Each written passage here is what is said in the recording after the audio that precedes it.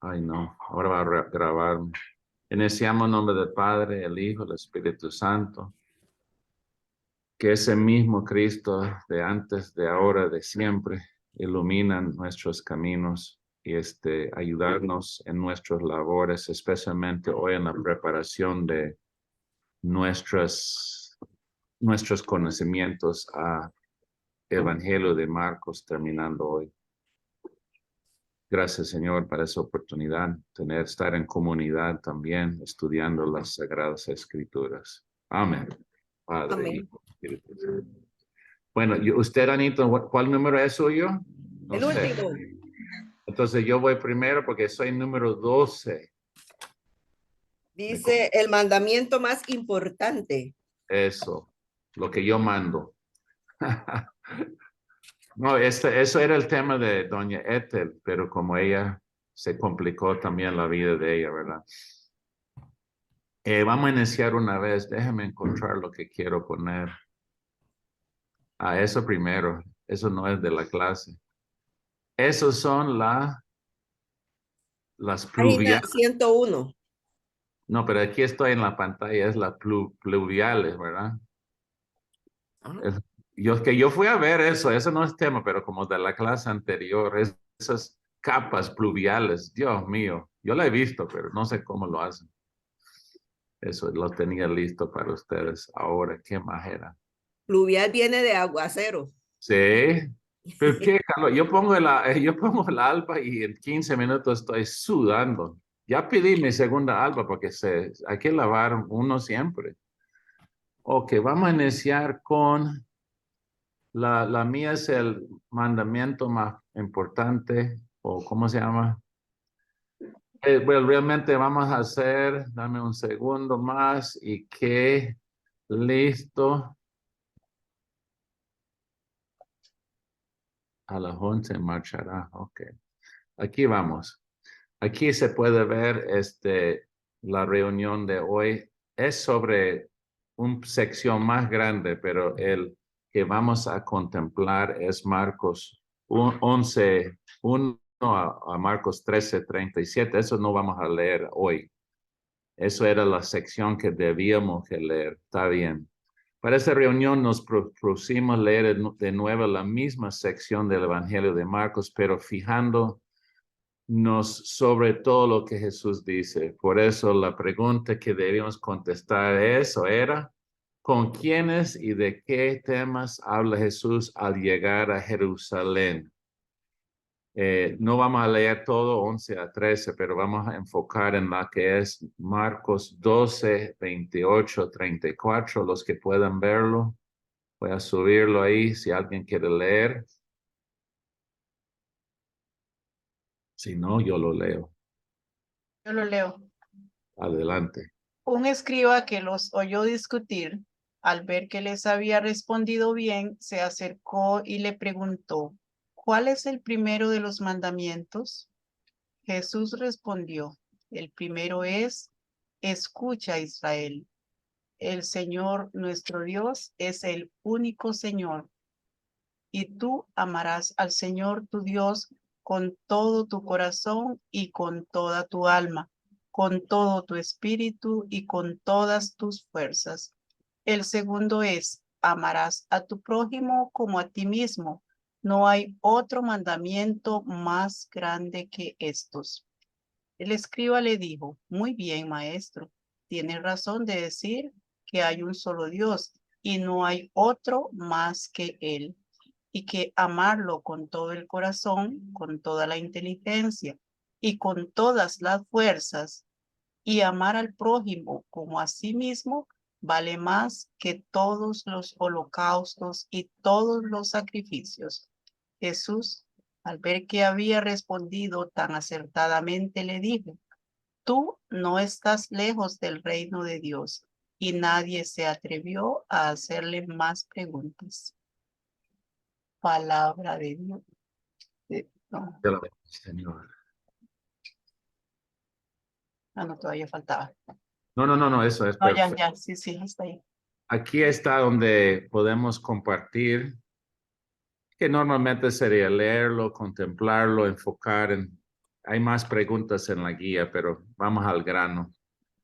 ¿Qué normas de la iglesia me resultan más difíciles de cumplir? ¿Y cuáles me parecen fundamentales y cuáles secundarias? Porque recuerda, como se puede leer en el capítulo eso, yo no sé si era 600 o 700 reglas que tenían los judíos. Yo voy a poner el papel en un momento. Entonces la cuestión es, alguien viene diciendo a Jesús, de ese montón de reglamentos, ¿cuáles son los más importantes? Y a veces vamos diciendo, oh, amor, amor, amor, y sin realmente ver la importancia, ¿verdad? Es una palabra tan fácil. Mucha música sobre el amor, pero realmente no está enfocando en amor de verdad. Y ahora, después de las primeras dos preguntas, podemos enfocar en verdaderamente el amor a Dios y al prójimo, lo más importante para mí o para nosotros. Es interesante que esa pregunta sobre las normas de la iglesia, que los que me resultan difíciles de cumplir. Y José, iniciamos hablando de eso, que tal vez tengo más facultad de hablar o enseñar o tal vez con un micrófono, pero lo que me cuesta más son esas detallitas, ¿verdad? ¿Y por qué? Ahora yo digo, ¿por qué? Son secundarias, sí, yo sé, pero ¿por qué me cuesta? Porque yo pienso para mí, ¿verdad? Estoy contestando para mí. Puede ser que antes yo digo llegar tarde a misa, puede ser que a veces no pude ir a misa domingo o no quise, o vamos a tomar un domingo libre, dormir, bueno, comiendo pescado los viernes de Cuaresma, eso sí es un gusto. No sé si ustedes saben, tenía un matrimonio previo que es anulado, pero antes de anularlo, yo no entraba tanto a iglesia. Yo pienso que realmente no he ido a una misa sin comulgar en mi vida. ¿Ves? Como puedo hacer una lista más larga, ¿verdad? Uy, si estamos hablando de la autoridad de un sacerdote o Vaticano, no, hombre. Yo tengo mucho soy de la fe como decimos en inglés, mi iglesia es de estilo cafetería, que yo agarro el plato que quiero y en mi plato no agarro todo. ¿Ves? Entonces yo puedo hacer esta lista largo, ¿verdad? ¿Qué norma de la iglesia me resulta más difícil de cumplir? Marcos, aquí tendrías que decir el Evangelio según San Yo. Sí, exacto. Uy, ese es mi favorito, ¿no sabes? No, el Marcos, no, el Marc Valenzuela.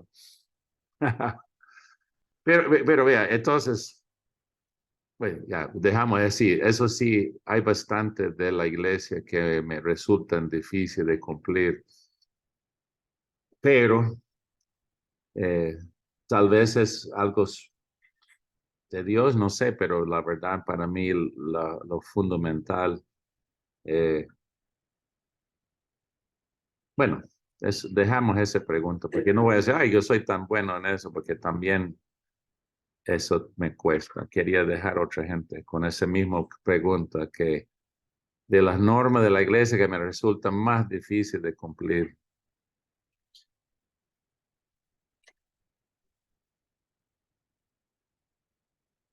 Entonces, ustedes ahora ya. Es que, Marcos, es muy claro el mundo actual en que vivimos, de que hay por ahí dice que si decimos amar a Dios, que no vemos, pero no amamos al hermano que tenemos a la par, es un mentiroso, dijo, porque aún en la vida diaria en la vida común, digamos, sin meternos en la parte de religiosidad, si usted estima mucho a una persona, un amigo suyo, usted tiene que estimar a los hijos de ese amigo suyo, ¿verdad? Porque cualquier ofensa que usted le haga al hijo de un amigo suyo, ese amigo suyo se va a sentir ofendido él, ¿verdad? Si eso, los hombres que somos malos, como dicen, tenemos esos sentimientos, cuanto más Dios. Y a veces yo digo, cómo es de difícil que la gente entienda cuando rezamos el Padre Nuestro y cuando nos decimos hijos de un mismo Dios y sin embargo cerramos los ojos a la realidad que vivimos a la par. Entonces yo creo que Dios, como dice San Agustín, nos va a venir, nos va a juzgar en que qué tan sinceros somos cuando decimos amar a Dios si no amamos a un hermano a la par de nosotros. Entonces yo pienso que el mundo andaría mucho mejor si entendiéramos el mandamiento de Dios en estos dos términos, amar a Dios y amar al prójimo. Ya lo demás, como decir usted, 600, 700 normas que tenían los judíos en aquel entonces, ¿de qué les sirvió si el mismo nuestro Señor le decía, ¿verdad? Que era pura externo, sepulcros 613. blanqueados, les decía a los que cumplían hasta, bueno, eso, lavarse las manos, no ir al cementerio, no ni purificarse a cada rato. Pero sí, actualmente nos falta mucho realmente entender y practicar esto del amor a Dios y amor al prójimo.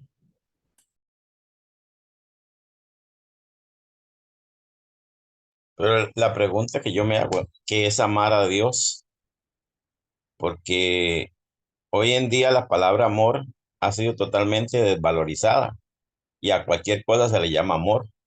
Se justifica y dice, bueno, es que yo vivo en amor porque amo a una mujer o porque amo a un hombre. Entonces, eso es amor, eso es Dios, porque Dios es amor.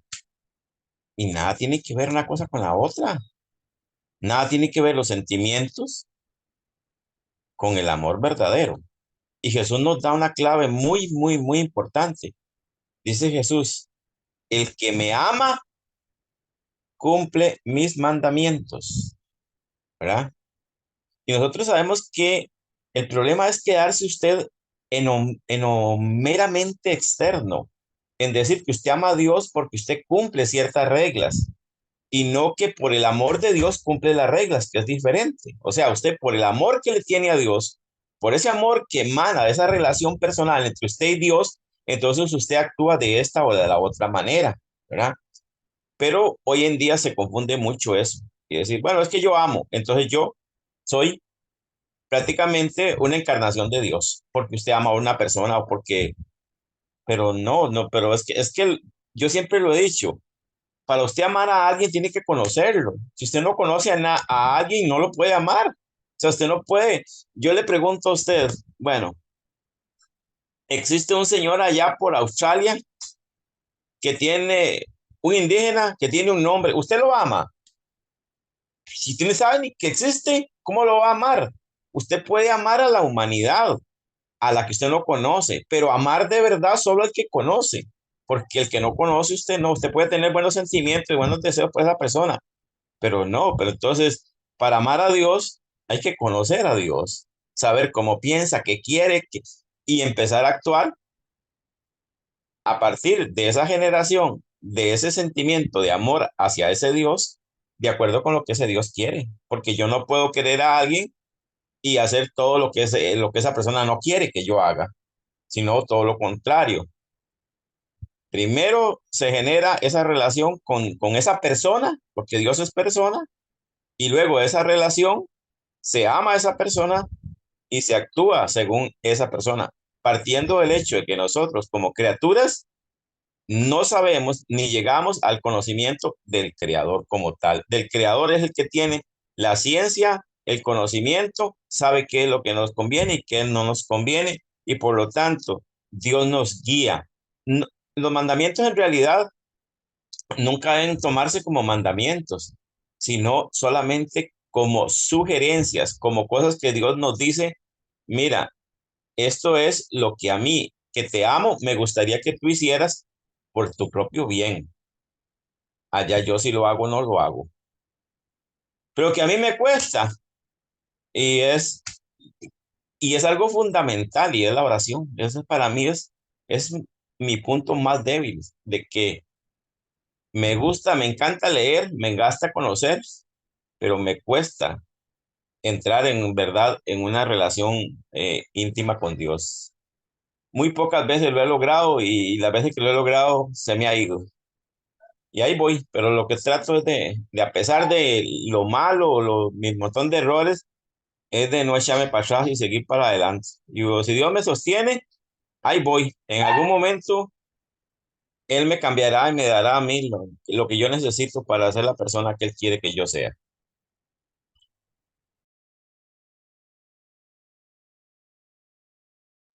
Carlos, pero usted quiere que las reglas queden primero, entonces, porque yo estoy imaginando un niño, a mi niña aquí, tengo un paquete de galletas allá en la mesa y digo, mija, esos son para comer después de la cena.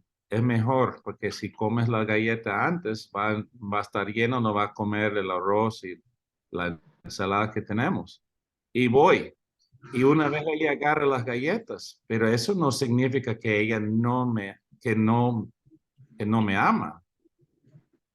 ¿Comprende? Solo porque sigues los reglamentos, eso no significa que amas a Dios tampoco. No, no, no. Yo le dije, primero la relación con Dios y el amor que nace de esa relación con esa persona.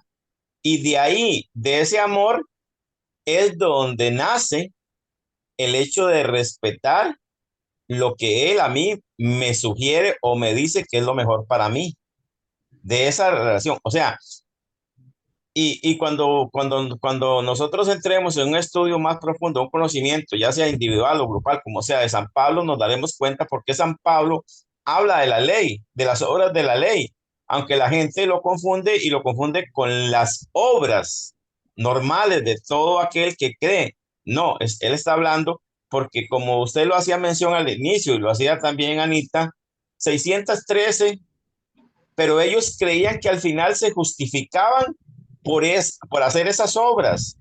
Y no es que estuviera mal las obras que hacían, era que creían firmemente que haciendo eso era como obtenían la salvación. Y nosotros pensamos diferente o actuamos y creemos diferente porque sabemos que la salvación o justificación nos viene por el sacrificio de Jesús en la cruz. Es diferente. Pero usted solamente va a poder responderle a alguien a partir del amor que usted tenga por esa persona. La importancia que esa persona tenga para usted depende del amor que usted le tenga, porque usted no es lo mismo que una mujer cualquiera le diga algo que se lo diga Yajaira, por la relación que usted tiene con ella, por el amor que le tiene.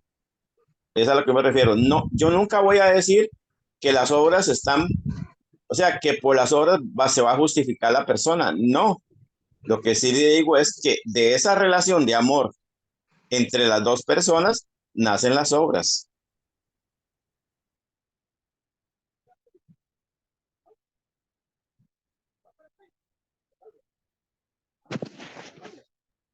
Es que, bueno, aparte, en ese mismo pensamiento,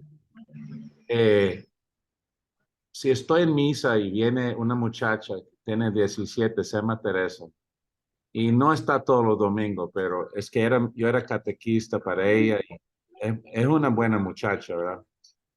Y viene a misa y no comulga. Ok.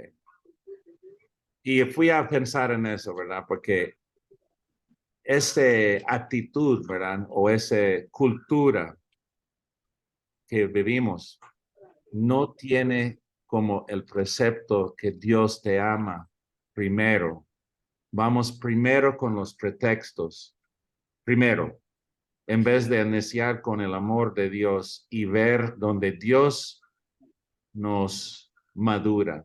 Deja que el Espíritu Santo ya, usted inicie su relación con Dios inmadura, como mi hija, con esas galletas. Y ella seguro come las galletas, tal vez le da dolor de panza o tal vez no come su cena. La mamá se enoja conmigo de dejar las galletas afuera. Pero al final es la niña que con tiempo y con unos buenos papás lo guiamos un poco. Y ella con su propio desarrollo de su conciencia, es que para mí es muy importante ese tema en ese sentido, que si estamos lejos o no, dice al final, dice, usted tiene, número uno es amar al prójimo, a Dios y a su prójimo, que vamos a ver más adelante que son hasta el lenguaje de Jesús. Espera, voy a bajarlo.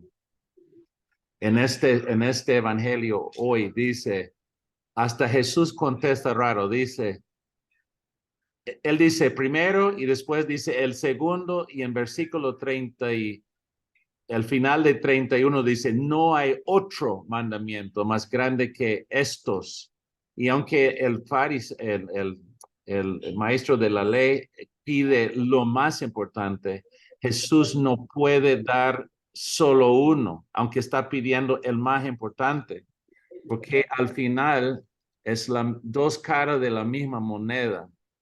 Lo que pone más grande, si es amar a Dios, es amar a su prójimo. Es lo mismo, de la misma moneda. Y eso es donde viene el conflicto que tenemos. Porque si dejamos, yo no tengo vergüenza de decir, soy muy de acuerdo con Padre José, Padre Cejo. He seguido a él y tratando y veo, si usted va a la Facebook de él, y la razón que él tuvo desacuerdo o descomunión con el obispo es por huepucha Facebook, que él tiene, si usted va a los seguidores, tres personas de 4 quiere a él, pero uno de cada 4 pone, eso no es un sacerdote, él está mal. Y todo es un choque con la situación de la LGBT, ¿verdad? Nos incomoda. Y regresamos al evangelio que estamos estudiando hoy. Sí tiene razón, Carlos, o la iglesia, el magisterio, es un pecado y no hemos cambiado nada, pero siempre hay que regresar a versículo 29, 30 y 31, ¿verdad? Es siempre regresar ahí. Y yo, por ejemplo, ese no es un problema en Nosara, no hay tanta de esa presión, pero yo tengo, por ejemplo, hay una muchacha y está juntada, este hombre y tuvo un derrame y no viven en la misma cama. Ella ya perdió, ya no hay amor, pero sí hay conveniencia de vivir juntos, la vida duro, tiene una hija junto, etc. Y esa mujer muy devota, muy entregadora a la iglesia. Ella fue, y el sacerdote sabe que no hay una vida sexual entre ellos, solo es vivir juntos. Ahora, según, ella no está viviendo en pecado mortal. Y yo digo eso porque ella me contó, fue y confesó, y el padre lo recibió su confesión. Y ella preguntó al párroco, ¿y ahora puedo comulgar? Y el padre dice, no, aquí en Nosara no, por favor. Pero sí puedes si estás en otro lugar donde la gente no te conoce, porque la gente va a pensar mal. Y yo menciono eso porque vamos directo a ese evangelio hoy. El problema no es ella, el problema es más o menos el párroco, pero el pecado es nosotros, juzgando, porque yo sé, el momento de comulgar a esa señora, todo el mundo va a estar hablando de ellas. Aquí en mi pueblo, si hay bautismo o confirma, Dios mío, llega la confirma, y hay alguien que vea, ese señor, él es padrino, pero él está juntado. ¡Qué escándalo en nuestro pueblo! Y yo digo, las reglas son importantes, pero después estoy aconsejando, estoy con otra gente y dicen que no quieren ir a misa porque allá en la misa son esas personas que están solo vigilando para criticar. Entonces, no. Ay, Dios mío, señora. Voy a poner el micrófono. Pero ya, es curioso, ¿ves? Yo no soy experto en nada de eso. Sí, pero es que eso ya es entrar en particularidades, en individualismos. Yo entiendo al sacerdote y entiendo la posición. O sea, no sería la primera pareja a la que porque ya no tienen, digamos, no comparten el cuerpo, digamos, la parte sexual, perfectamente viven en un amor, ya no en un amor pasional o en el eros, que le decimos, ¿verdad? Sino en un amor más fraternal y no hay a nivel de, digamos, del estado espiritual o estado de gracia, no hay absolutamente ningún impedimento para que esa persona comulgue. Por mí, esa persona comulga, perfecto. Aquí lo hemos tenido. Aquí teníamos una señora, un par de señoras, y ellas hablaron, pero el pueblo las conoce bien a ellas y saben que estaban separadas de cuerpo. Las señoras comulgaban y nadie decía nada, todo el mundo lo entendió. El problema es que cuando la gente no entiende la situación, vienen esas murmuraciones, ¿verdad? Y yo le voy a, tal vez, le voy a aclarar algo sobre mi pensamiento, sobre mi forma no de creer, sino de pensar. Yo estoy de acuerdo en que ninguna persona debe ser excluida de la iglesia, aunque la Biblia diga otra cosa, ¿verdad? Porque la palabra de Dios dice otra cosa. Pero actualmente a nadie se rechaza. A los inicios, y si nos basamos en la palabra, al que viviera en pecado y cayera en pecado, va para afuera, ¿verdad? Así lo dice claramente la Biblia, ¿verdad? No es invento de nadie, así eran las reglas en el principio.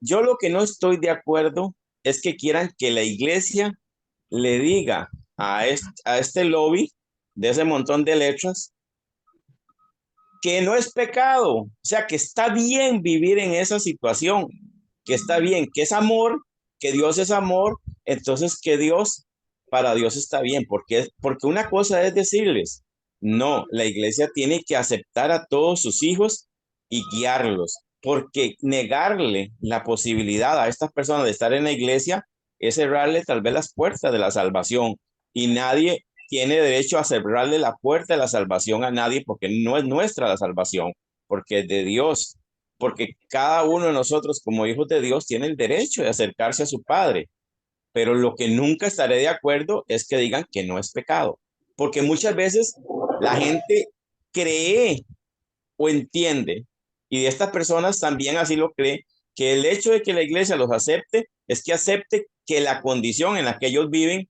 es normal y está bien ante los ojos de Dios. Y eso es lo que yo nunca he estado de acuerdo. Que los reciban, que participen en la iglesia. Y sí, ¿acaso todos no necesitamos ser curados y cambiar nosotros? Pero como le digo, yo lo único que no acepto es que la iglesia diga o que quieran que la iglesia diga, está bien. No, es como que me dijeran que yo soy ladrón, soy adúltero, soy lo que sea, y que yo vaya a la iglesia, que yo espera que me digan a mí que está bien lo que yo estoy haciendo. No, siempre la labor de la iglesia es llamar a las personas a vivir de acuerdo con lo que Dios quiere de nosotros, porque sabe que es lo que nos conviene. Y no a justificar nosotros nuestra conducta y a querer que los demás acepten nuestra conducta como algo totalmente normal y de acuerdo que Dios así lo ha querido, ¿verdad? Eso es lo que yo pienso. A nadie se debe rechazar sin importar su condición, pero a todos y cada uno de nosotros se nos tiene que decir cómo son las cosas. Además, en la iglesia está el que quiere, el que no quiere, a nadie lo obligan a estar en la iglesia, a nadie, absolutamente a nadie. Por eso es una decisión. Yo decido si quiero pertenecer o no a la iglesia, porque la regla las puso nuestro Señor Jesucristo, no las puso la iglesia en sí, ni nosotros tenemos que cambiar las reglas. Hay que basarse en lo que Dios ha revelado. Por eso lo que es la doctrina no puede cambiar. La moral no cambia. La moral se mantiene porque tiene una fuente que es inalterable, que es eterna y que no se equivoca, y que esa fuente es Dios mismo. Sí, pero eso tampoco no es verdad, Carlos. Hay algunas cosas en moralidad sí han cambiado y eso sí no está cerrado. Algunas cosas sí van a ser siempre abiertas hasta el momento, ¿verdad? Una pregunta, pero eso sí es importante. Dejando a iglesia por un segundo, si estamos hablando de relaciones entre pareja, algo que yo recuerdo de consejería de pareja es cuando alguien dice, yo te amo, y después viene con el pero. Lo que yo escucho ahora, no, y no usted es mi hermano, ¿verdad? Pero dice, Dios nos ama. Vamos, todos son bienvenidos a la iglesia. Usted terminó, pero, y después va con otras condiciones.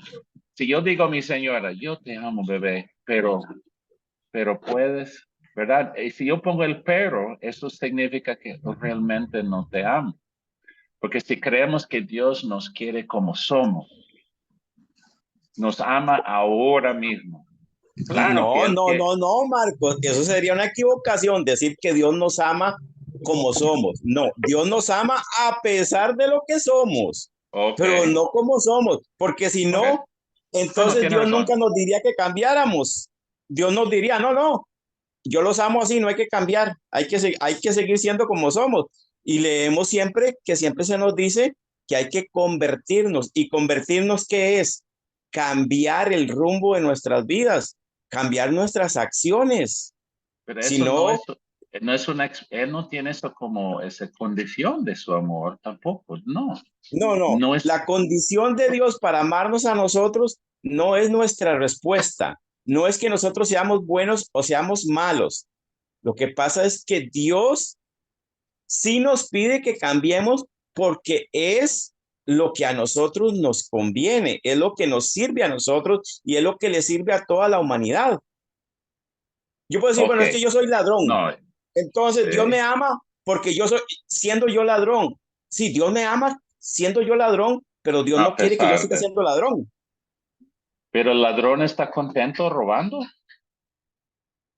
Y ahí sí, todos los pecadores estamos contentos pecando, pero No, entonces no, vamos no. a decir que como Dios nos ama así, entonces debemos permanecer en esa condición. Pero ese pecado mortal te mata, no es que te da vida. No, no necesito Dios para saber eso. Eso sería ley natural. Si yo robo, no estoy bien. Si cometo adulterio, no, no estoy bien. No, no, no es Pero posible estar bien. no, Y bueno, si usted, pero el adulterio eh, nace a partir de que existe una ley que lo prohíbe o lo declara como no conveniente. Pero si sí, no pero hubiese esa ley, no sería pecado. Porque mm, vamos a no, ver, si hombre, pero yo me enamoro de una muchacha. Yo estoy enamorado. La última que quiero hacer es traicionarlo o lastimarlo. No quiero. Ahora, más adelante, por fricción, por falta de mi propia, ahí se me fluye. Está molestando ese ruido mucho. porque Yo de estoy. alguna parte te llegó la idea de que el amor es fiel. Pero si esa idea nunca hubiese estado presente en la cultura, no lo consideraría mal el hecho de usted, a pesar de tener un sentimiento por una persona, también hacer cualquier cosa con otra. No, no, eso Recuerde que no. no, eso es porque Somos, existe algo que ya usted no, lo lleva o ha entrado en usted a través de su interacción con las otras personas. no. Los pájaros, muchos pájaros son monógamos. No es que existe en la naturaleza en monogamia, eso sí. Estoy seguro de eso. Existe la monogamia Sí, sí, por sí, pero más naturaleza. que todo en las aves. Pero nosotros venimos de los mamíferos, no de las aves, y por lo tanto tenemos el comportamiento de las aves, de los mamíferos, no de las aves. No, es natural. Bueno, no es probable, no podemos probarlo realmente científico, pero algunos dicen, sociólogos dicen que somos monógamos en serial, que el ser humano por naturaleza no es o relación con varios a la vez naturalmente. Polígamo, polígamo.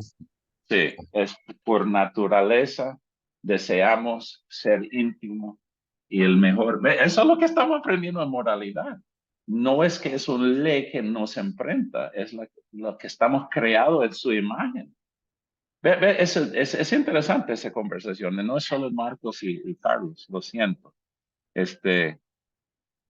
Yo digo, si vamos a poner algo antes de lo que es el pero, yo prefiero decir, ama a Dios, aceptamos todos, amar a los prójimos y, no pero, buscamos lo mejor manera de vivir.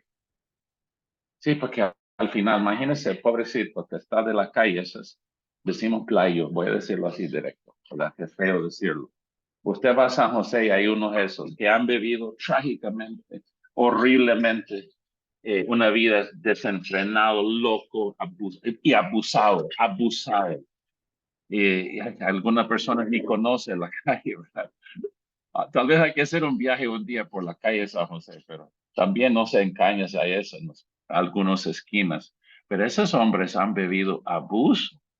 Entonces, nunca ese pobrecito va a llegar, sí puede llegar, a vivir una vida santa, sí puede, pero no va a llegar a vivir una vida santa si estamos empezando con las reglas, en vez de, como Francisco quiere, cierra la boca de las reglas, saberlos.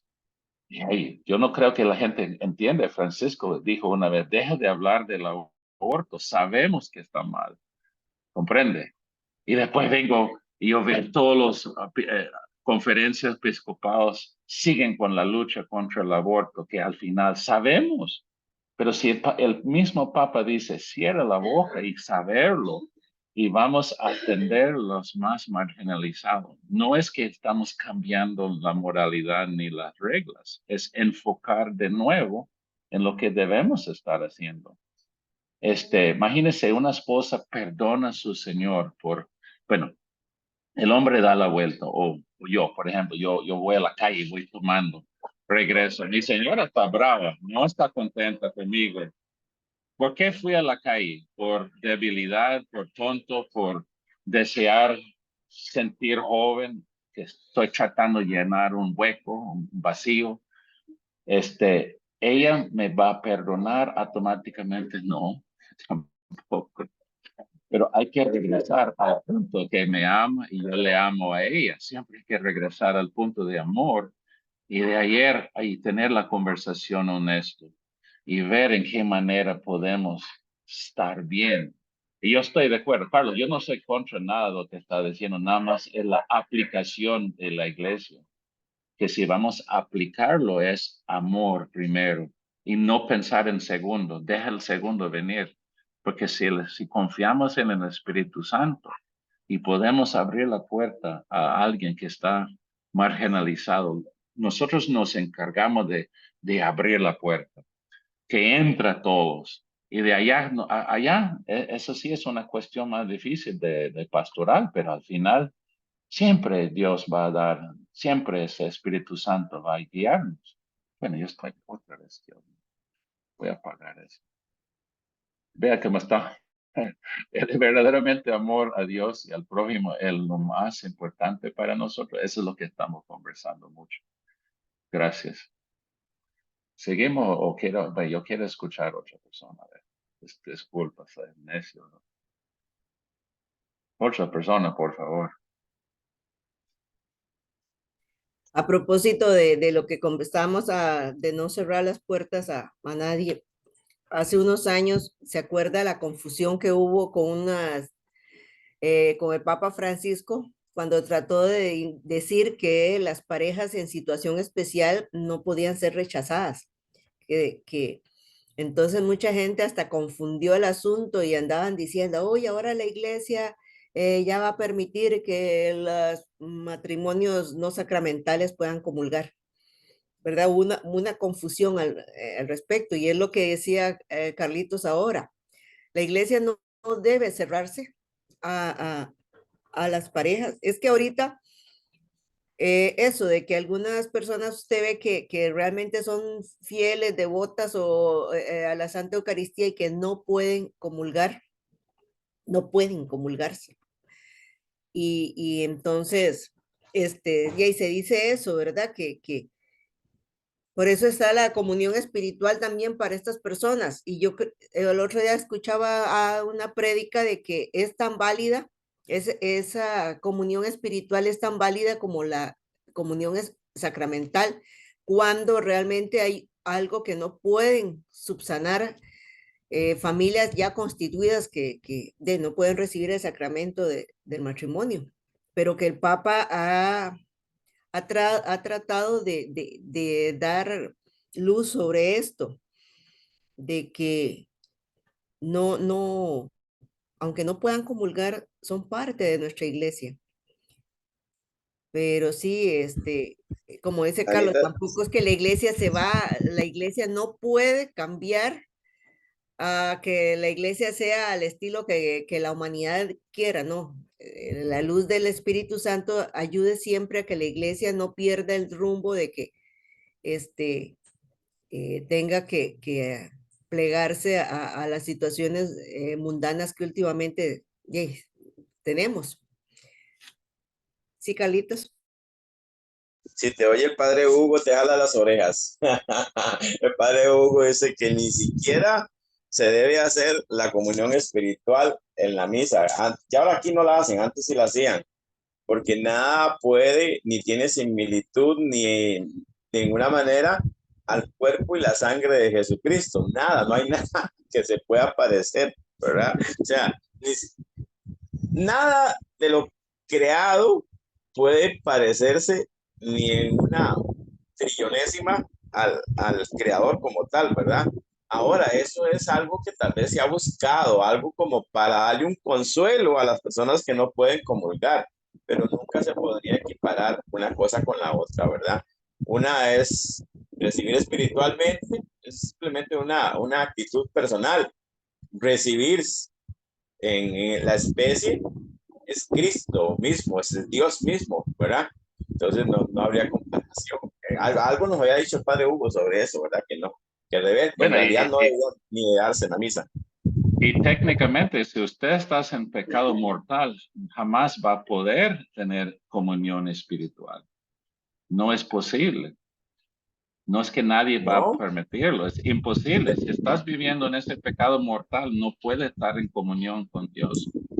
No, de hecho, para eso está el arrepentimiento la luz que nos da el Espíritu Santo y el sacramento que Dios ha creado a través de su iglesia, que lo administra la iglesia para reconciliar al hombre con su Dios, ¿verdad? Que sabemos que estamos hablando de la reconciliación, ¿verdad? Del perdón de los pecados. Las personas tenemos. El gran problema, Marcos, es que hoy la sociedad ya se ha acostumbrado a que hay ciertas cosas que ya las quieren cambiar o quieren que se les consideren que está bien cuando nunca han estado bien. Sabemos que hemos ido la sociedad ha ido evolucionando y la sociedad, lo civil, lo ha querido llevar adentro de la iglesia. Cuando antes la iglesia llevó lo eclesial al mundo, ¿verdad? Y se cometieron los errores que se cometieron cuando la iglesia llegó a ser el primer poder político de la tierra, ¿verdad? Pero no era eso lo que Jesús quería, ni es eso lo que Jesús quiere. Jesús lo que quiere es que nosotros tengamos a Él, al Padre, al Espíritu Santo como el centro de nuestra vida. Y si eso fuese así, y ahí le respondo la pregunta, muy difícil, muy pocas personas tienen a Dios y al prójimo como el centro y lo más importante de su vida. Normalmente lo más importante en mi vida soy yo y los seres que yo quiero aquí, mi familia. Eso es lo más importante para mí. Y muchas veces decimos que amamos a Dios, pero a un Dios a nuestra medida, a como nosotros lo queremos tener, o sea, un Dios que me tenga bien, que no me haga pasar por sufrimientos, que me cure, que me dé plata, que, que me dé buena salud. Ese es el Dios que nosotros queremos, un Dios acomodado a nuestro pensar, ¿verdad? Y eso no solamente las personas que están en pecado mortal lo quieren, también los que supuestamente vivimos en gracia, siempre queremos un Dios a nuestra medida, ¿verdad? Y muchas veces pensamos que si nosotros fuéramos Dios haríamos las cosas diferentes y mejores, ¿verdad? Ah, no, yo haría esto, yo desaparecería el hambre, desaparecería la criminalidad en la tierra, nada más con un chasquido y se termina. Y Dios lo puede hacer, pero no es el camino que Dios ha escogido. Y a nosotros nos cuesta mucho aceptar la voluntad de Dios, porque siempre nosotros creemos que nosotros podríamos hacerlo mejor, ¿verdad? Uno dice, es que Dios es padre, entonces ¿por qué no me ayuda? Si yo como padre haría todo por mis hijos. Pero ya, es que nosotros no conocemos en sí, en el fondo, realmente la grandeza de la cual Dios nos habla, por lo cual Dios quiere que nosotros participemos de esa grandeza que tal vez es tan grande que no la podemos entender.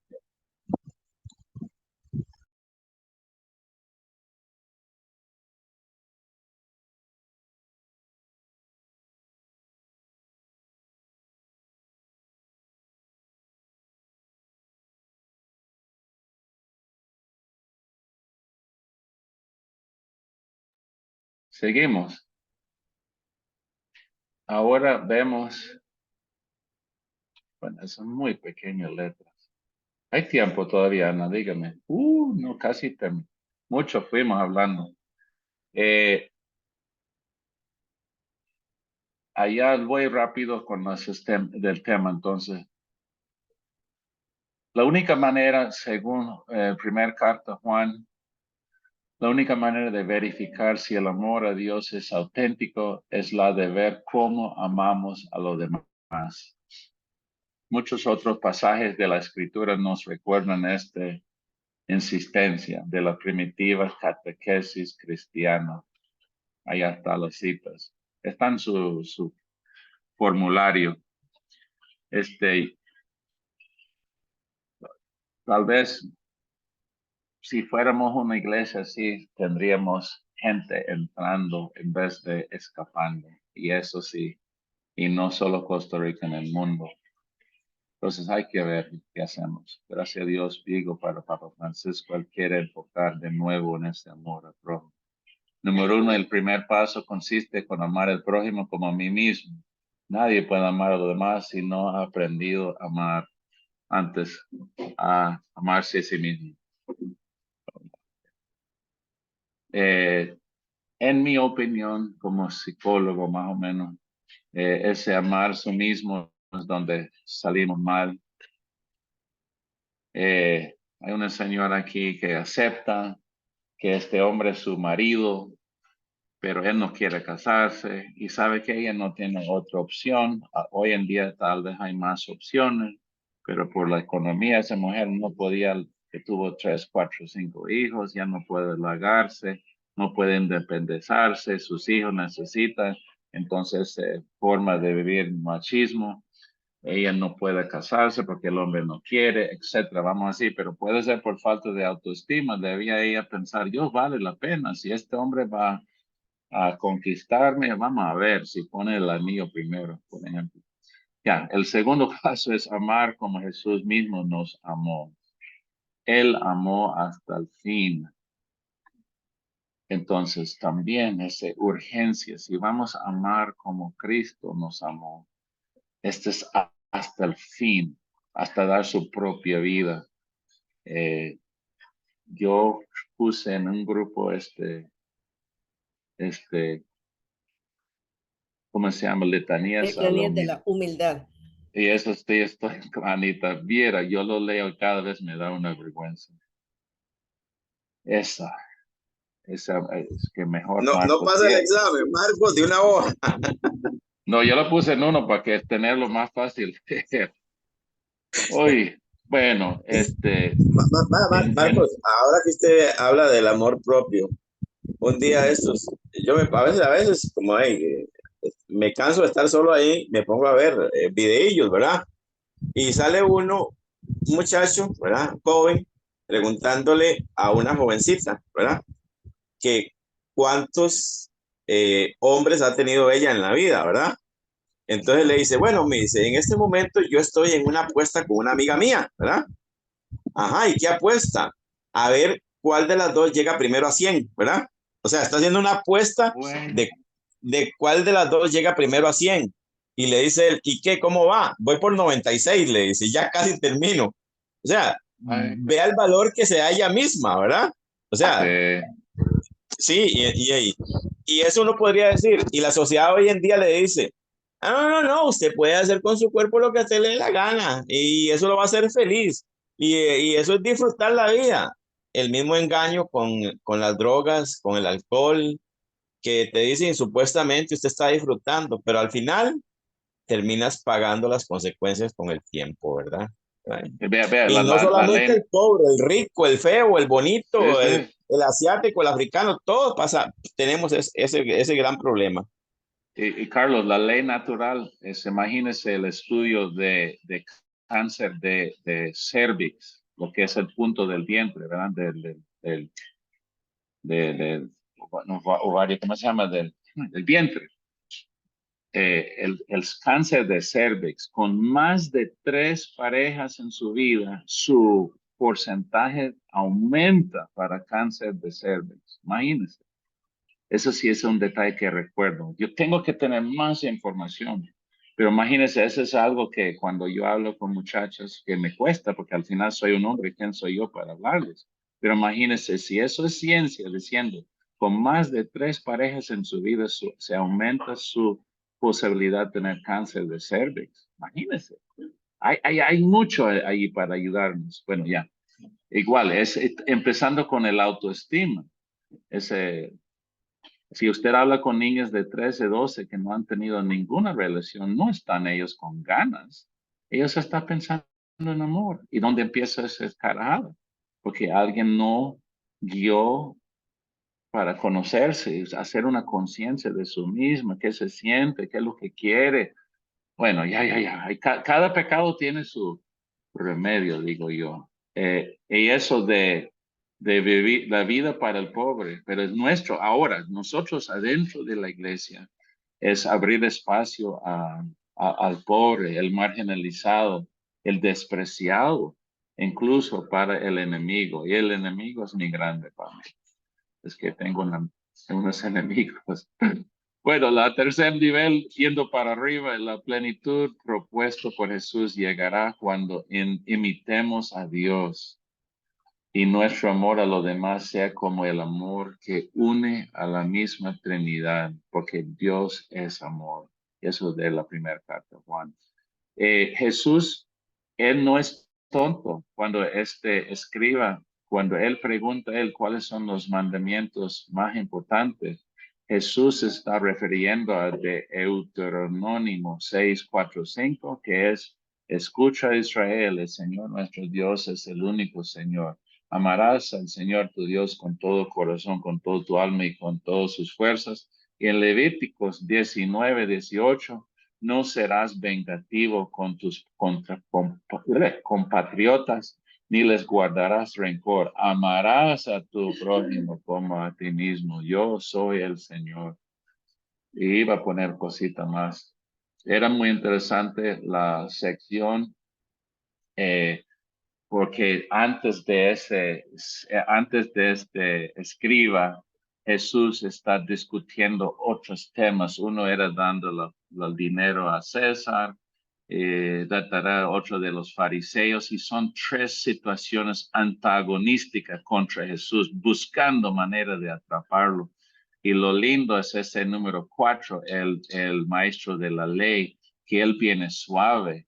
Y parece que este hombre de la ley, cuando Jesús dice, no estás largo, entonces es donde para unir esas dos posiciones que tenemos, ¿verdad? Ese es el punto de unión. Eh, no estamos largos. Y esa distancia largo, la primera parte, los que nos distancia de Dios o de este reino, es el amor a Dios y amor a prójimo. Y lo resto viene, ¿verdad? Eso es el punto de hoy. 8, 11, 20. No, está bien. Y eso era yo desde la mañana, reflexión. Gracias para aguantar, Carlos y Marco. Marco, vea, para mí hay un punto que es determinante y en el libro del Deuteronomio, que dice que Dios es el único Dios, ¿verdad? O que el Señor, o que Yahvé, como le queramos decir, que dice el Deuteronomio, que amarás al Señor tu Dios con todo corazón, y que Él es el único Dios, ¿verdad? Pero ¿qué implica que sea el único Dios? ¿Qué significa que Dios, nuestro Dios, es el único Dios?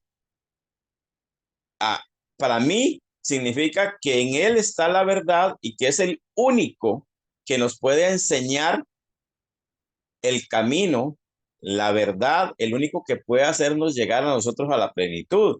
Que fuera de Él no hay nadie que sepa más que Él, qué es lo que a nosotros nos conviene, ¿verdad? Porque si yo acepto, bueno, pero es que hay otro Dios, pero ese Dios me dice algo diferente de este Dios. Entonces, pero el Deuteronomio es tajante. Solo hay un Dios. De ahí, de ese Dios, es al que nosotros debemos amar, y amar, cuando se ama, se obedece. Cuando se ama, se sigue. Cuando se ama, se respeta. Y Dios, a través de su revelación, nos ha dado toda una gama de situaciones y de cosas que Él quiere que nosotros seamos, para que nosotros ni nos dañemos a nosotros mismos, nos amemos nosotros mismos, amemos al prójimo, y a través de amarnos a nosotros y al prójimo, podamos corresponder ese amor infinito que tiene Él, aunque el amor de nosotros sea finito, pero en imitación a Él. No vamos a poder llegar a amar como ama Dios, porque Dios es perfecto y nosotros no, ¿verdad?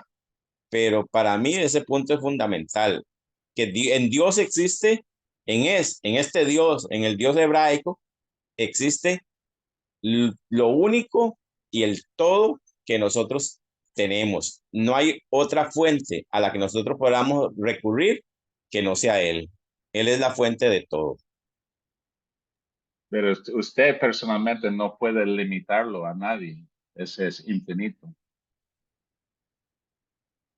¿Sí o no?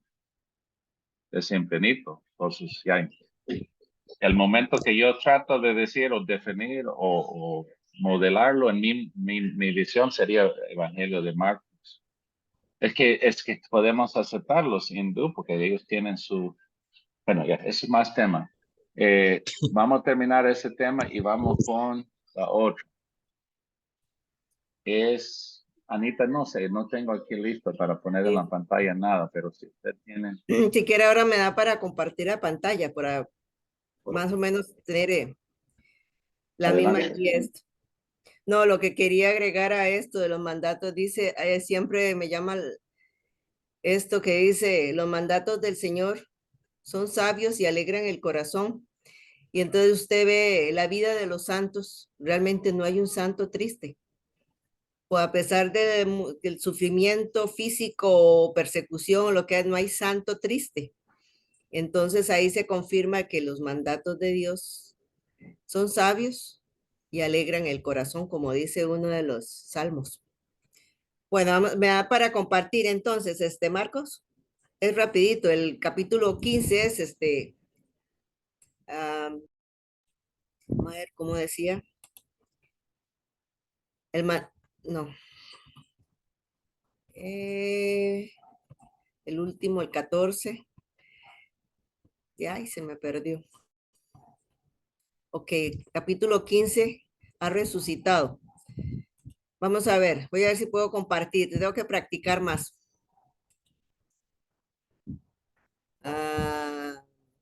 Está abierto el documento, allá el botón verde, share screen o Ya, compartir. Ya, ya viene. ya aprendí. Bueno, ya está.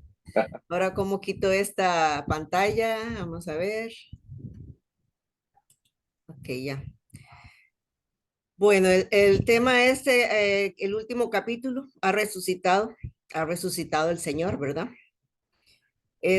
Ahí nos dice que es el último capítulo, bueno, después fueron agregando otros versículos, ¿verdad? Porque inicialmente, según entiendo, terminaba donde las mujeres se asustaron y no dijeron nada. Vamos a ver, aquí tengo el capítulo 16, versículo primero, dice, Dice, pasado el sábado, María Magdalena, María la de Santiago y Salomé compraron aromas para ir a embalsamarle. Y muy de madrugada, el primer día de la semana, a la salida del sol, van al sepulcro y se decían unas a otras, ¿quién nos retirará la piedra de la puerta del sepulcro?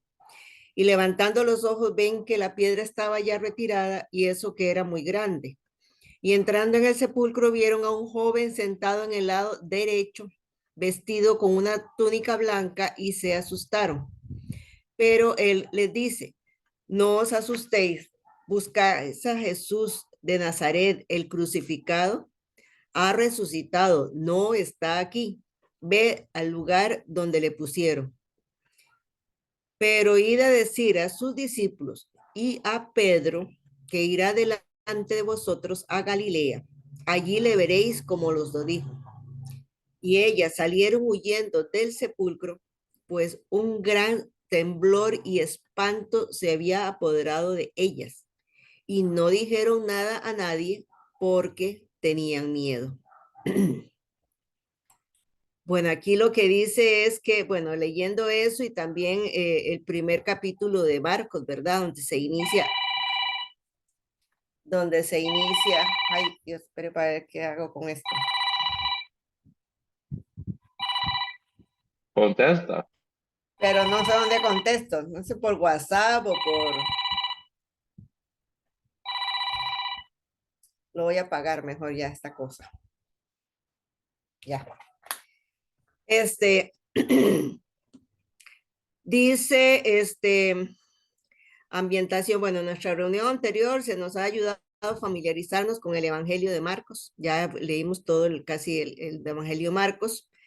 Y hemos, en este capítulo 1, que también acá lo tenía, donde empieza la vida pública, la vida, el inicio del Evangelio y cuando elige a sus... No sé si, bueno, voy a leer este capítulo primero de Marcos. Dice, comienzo del Evangelio de Jesucristo, Hijo de Dios. Conforme está escrito en Isaías, el profeta, mira, envío mi mensajero delante de ti, el que ha de preparar tu camino. Voz del que clama en el desierto, preparad el camino del Señor, enderezad sus sendas. Apareció Juan bautizando en el desierto, proclamando un bautismo de conversión para perdón de los pecados. Acudía a él gente de toda la región de Judea y todos los de Jerusalén, y eran bautizados por él en el río Jordán, confesando sus pecados. Juan llevaba un vestido de pie de camello y se alimentaba de langostas y miel silvestre.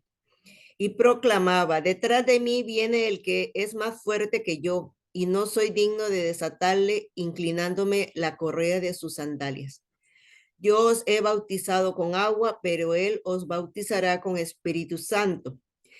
Y sucedió que por aquellos días vino Jesús desde Nazaret de Galilea y fue bautizado por Juan en el Jordán.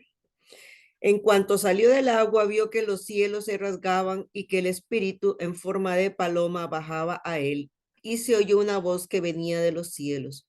Tú eres mi Hijo amado, en ti me complazco. A continuación, el Espíritu le empuja al desierto y permaneció en el desierto 40 días, siendo tentado por Satanás. Estaba entre los animales del campo y los ángeles le servían.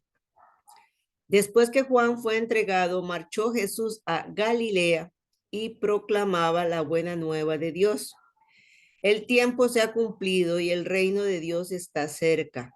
Convertidos y creed en la buena nueva.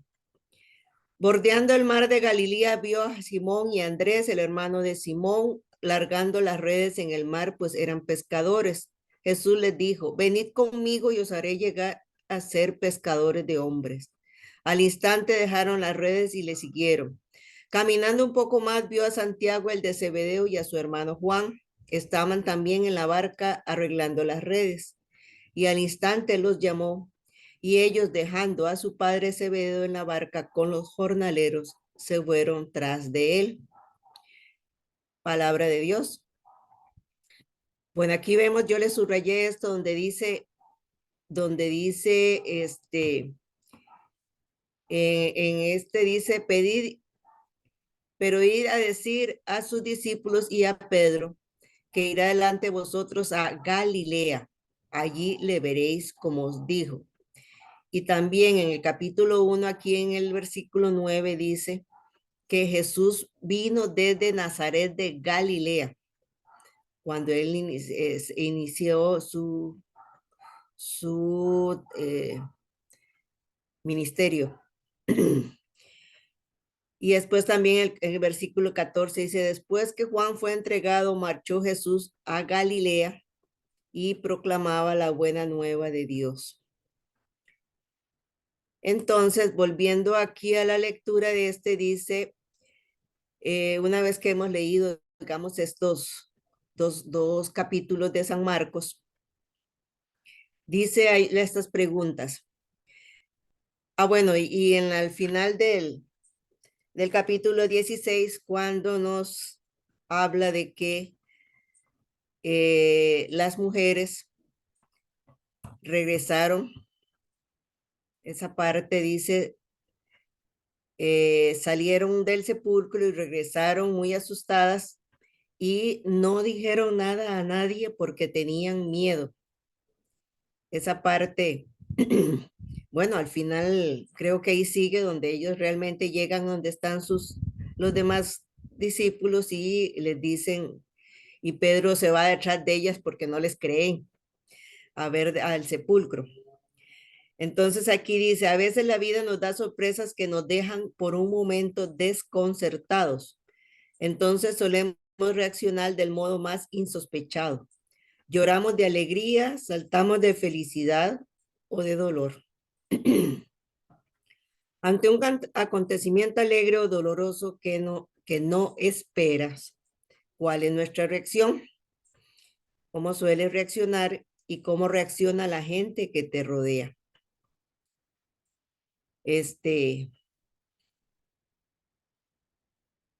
No sé, ahí las mujeres y los discípulos todo el tiempo que anduvieron con el Señor y le escucharon sobre la resurrección, y cuando vieron nuestro Señor pasó su pasión y muerte, como que todos lo tenían velado, es la palabra correcta, digamos, todo lo que habían escuchado el Señor se les cerró la mente y no recordaron o no habían entendido cuál era en realidad la misión de Jesús y la esperanza en la resurrección. No habían comprendido lo que significaba la resurrección. Tal vez por eso estaban tan asustados y las mujeres cuando fueron al sepulcro, como era ritual de los judíos, pues fueron a embalsamarlo y se encontraron con el sepulcro vacío y aún así no se alegraron, sino que se asustaron. Cosa que si ellas estuvieran, bueno, la Santísima Virgen sí comprendía muy bien la esperanza, pero no por eso no vivió su calvario, su dolor en el corazón. Pero sin embargo, supongo que la Santísima Virgen sí sabía lo que esperaba toda la misión de su hijo, en la resurrección.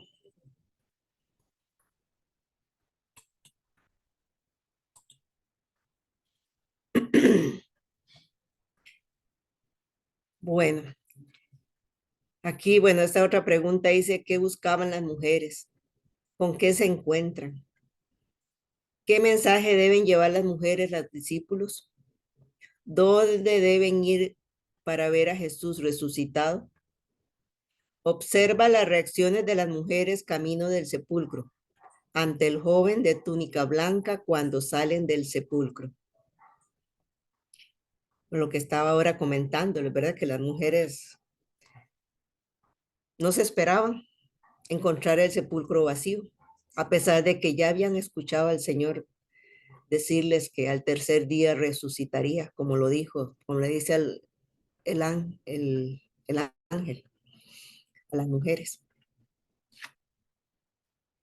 Iban buscando un muerto, Anita, iban buscando un muerto y se encontraron, y se encontraron con un vivo. Y creo que para cualquiera, vamos a ver, ¿podían los que conocieron a Jesús ver a Dios en Jesucristo? Basados en la teología hebrea, de que hay un solo Dios y que ese Dios es invisible, era, era demasiado difícil, ¿verdad? Que alguien aceptase que Jesucristo fuese Dios, ¿verdad? Fue la batalla grandísima por el monoteísmo. O sea, el pueblo de Israel luchó por llegar al monoteísmo y ahora creer que Dios es Dios, el Dios invisible, y que es un hombre también, Anita, es un poco difícil, es bastante difícil. Y aunque Jesús dijera, hey, ¿qué podría decir la gente? Este está loco, este no sabe lo que está diciendo. O sea, puede ser una muy buena persona, un buen moralista, un buen predicador, pero decir que él es Dios, solo después de la resurrección, ya cuando ellos con sus ojos lo contemplan, entonces entienden de que sí es Dios. Pero primero que todo, entienden que Dios lo resucitó, ¿verdad? Y después con el tiempo ya se llega a, a establecer que Dios, que Jesús es Dios, ¿verdad? Y unos años después, la reflexión llega al el Espíritu Santo, llega el Dios, ¿verdad? Pero oye, y es que era muy diferente. Ellas iban dolidas, iban a realizar un ritual, que era lo normal. ¿A quién? A un muerto, no a un vivo, ¿verdad? Y se llenan de alegría, pero es una alegría y también de incredulidad. Si a nosotros nos dicen que alguien resucitó, no lo vamos a creer de buena primera, ¿verdad? Ya cuando lo veamos, y vea, Jesús puede venir otra vez y hacer exactamente lo que hizo y nosotros no creeríamos, diríamos que no porque no puede hacerlo 2 veces y Dios lo puede hacer cuantas veces quiera. ¿Eh?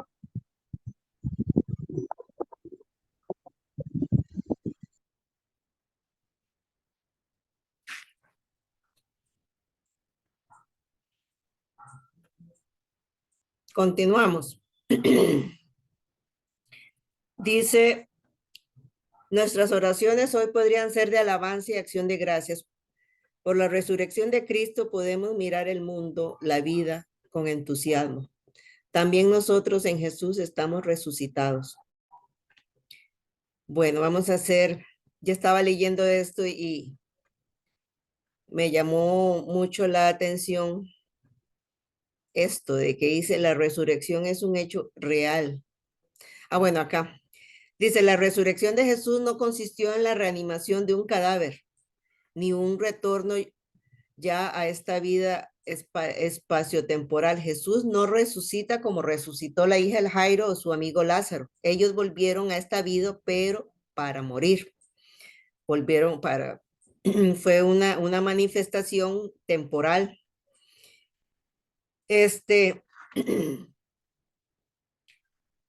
Lo que les quería decir era, por aquí había leído que la resurrección que Dios, bueno, y ahí, no sé, ustedes me dirán, está la resurrección después de la muerte material de nosotros, pero también el pasaje aquel de que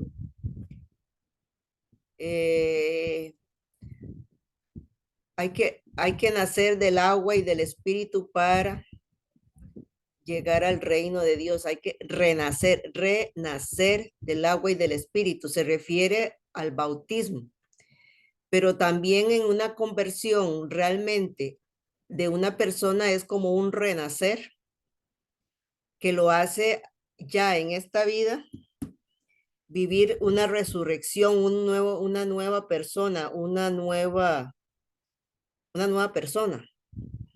Entonces yo entiendo que también esta resurrección a la cual el Señor nos llama también a ser hombres nuevos, con una vida nueva, también es una resurrección, salir del sepulcro del pecado. ¿Estoy entendiendo bien así como lo dice en uno de estos párrafos?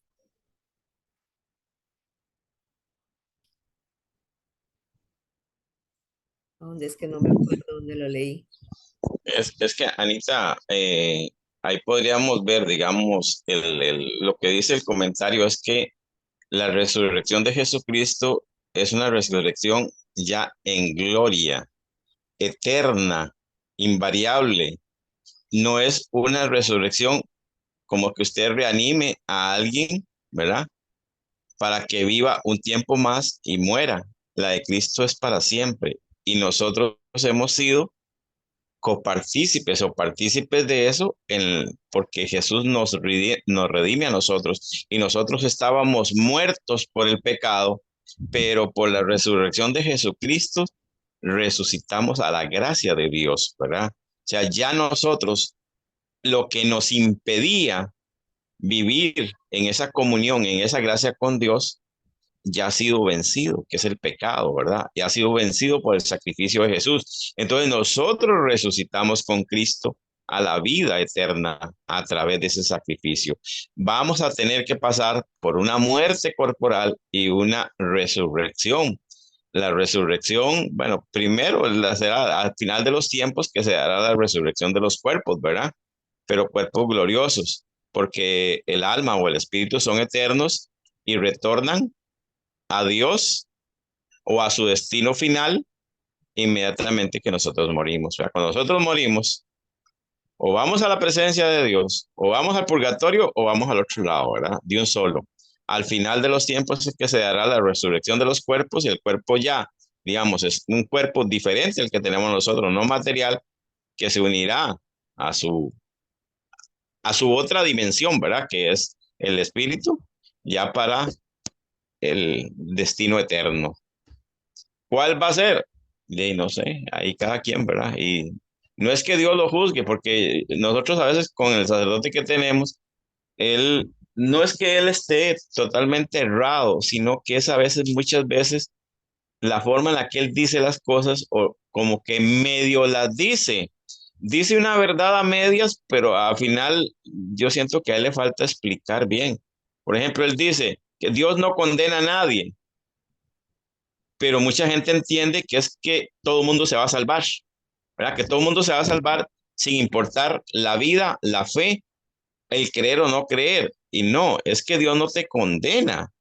Usted es el que escoge su destino a través de sus elecciones, a través de la vida como usted la quiera vivir.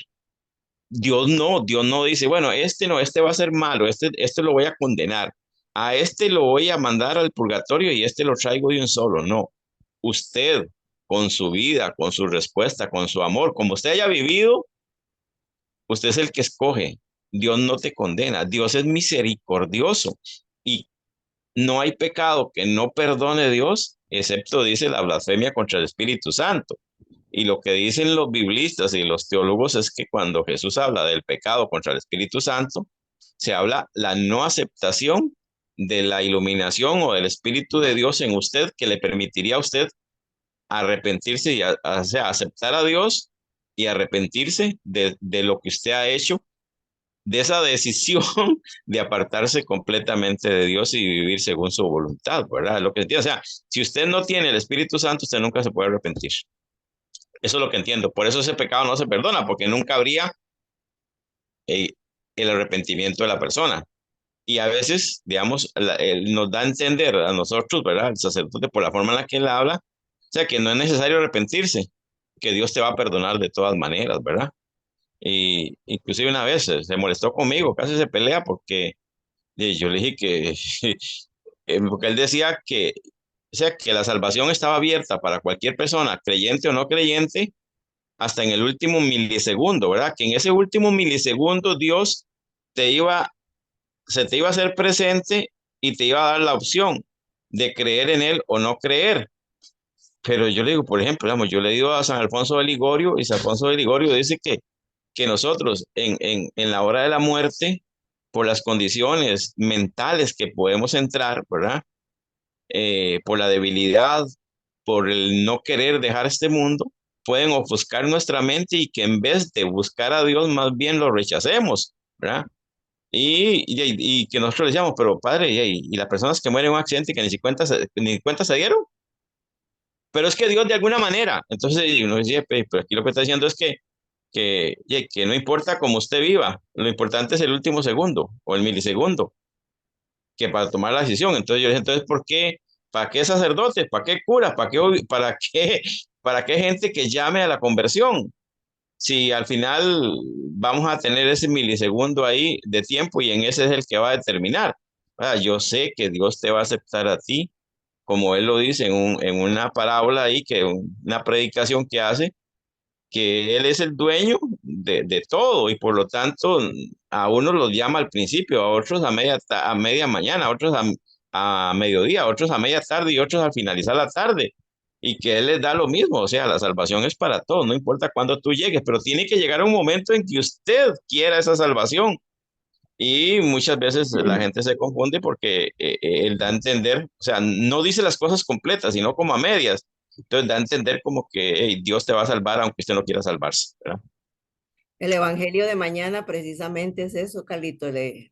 Unos llaman a la mañana, otros a la media, otros en la tarde. El evangelio de mañana, de los jornaleros. Vieras que también la otra posición que he escuchado es que nuestro Señor lo dice, ¿verdad? El que cree ¿cómo es? Es que yo sí soy mala para el que cree en Jesucristo ya está salvo. Y el que no cree en Jesucristo ya está condenado, así como muy tajante. Y a mí me parece que sí, no es cuestión en el último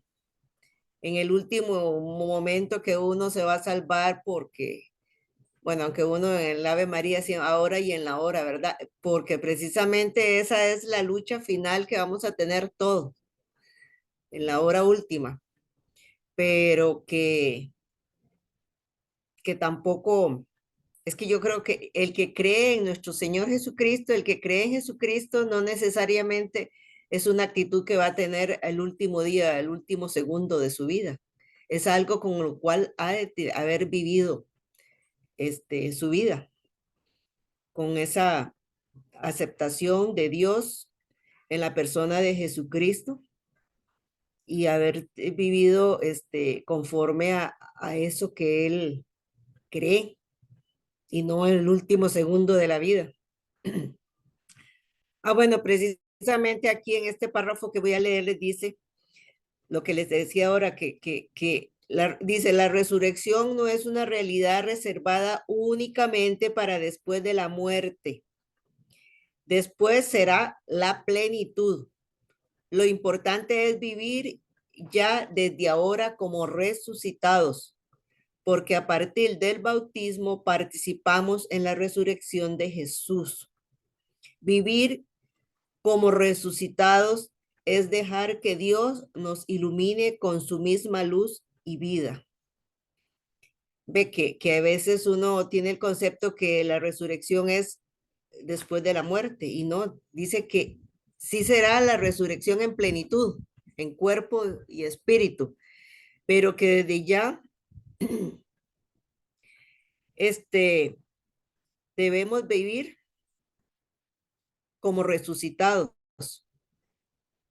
Como Anita, dice, usted sabe que es que nosotros hemos aprendido algo que yo creo que es erróneo y creer que esta vida y la vida futura son dos, cuando es una sola, porque el hombre es uno solo, ¿verdad? O sea, el hombre que vive acá, que tiene esta experiencia material y el que estará frente a la presencia de Dios o estará en el infierno es uno solo.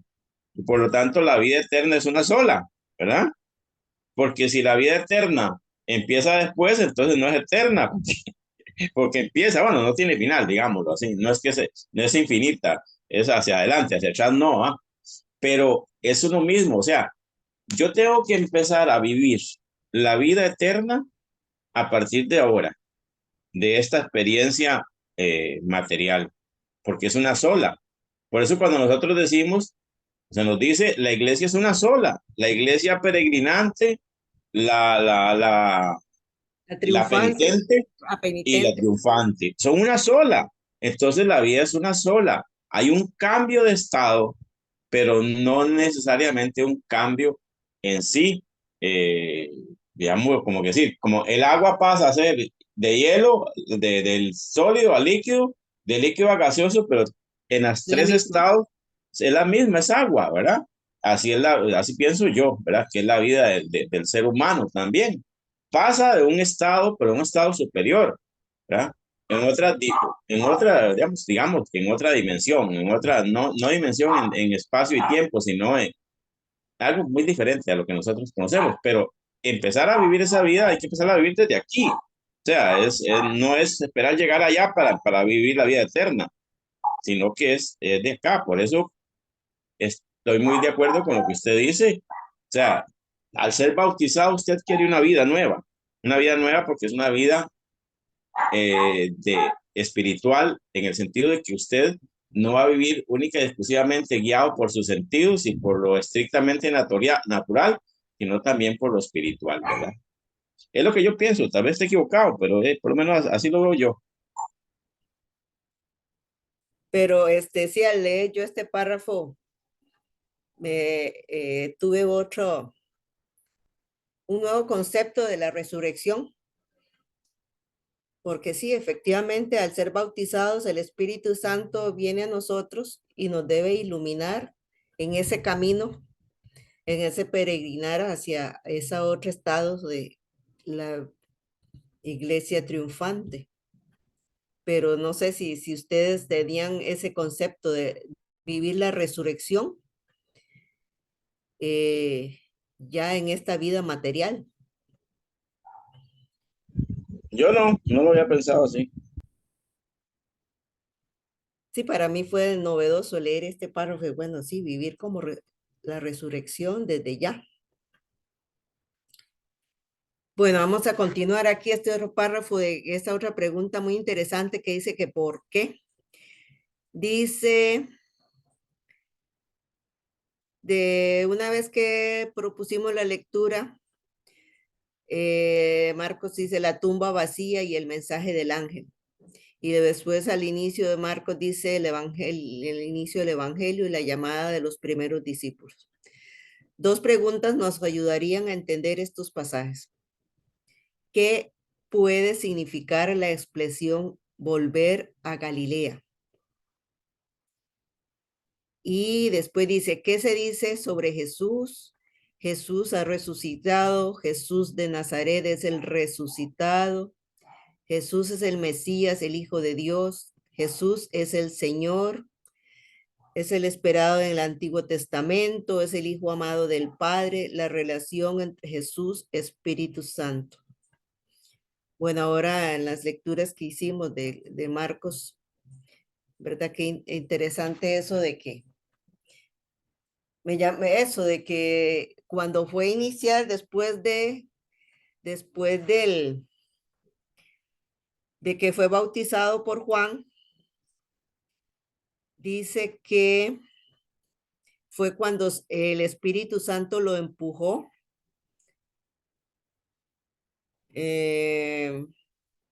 ¿Dónde dice? Lo empuja al desierto. A continuación, el Espíritu le empuja al desierto. Fue aquello los 40 días en el desierto. Y después fue cuando eligió a sus discípulos. Qué importante es siempre el Señor, cada vez que la oración y la preparación en el desierto, Hijo de Dios, segunda persona de la Santísima Trinidad, Dios y hombre verdadero, y él se preparó para la misión que iba a iniciar, empezando por elegir a sus discípulos. ¿Verdad? Como a veces nosotros humanos se nos olvida que veras, todo hay que ponerlo en manos de Dios. Muchas decisiones las tomamos así como únicos mini dioses que tomamos las decisiones, y eso sí, cuando nos salen mal las cosas, entonces sí salimos en carrera a pedir auxilio, ¿verdad?